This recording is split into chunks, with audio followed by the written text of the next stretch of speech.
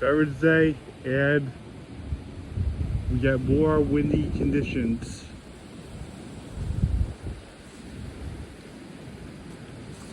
More of these strong winds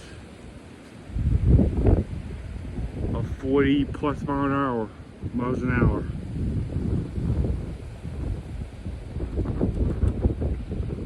Like 35 to 45 miles an hour in gust.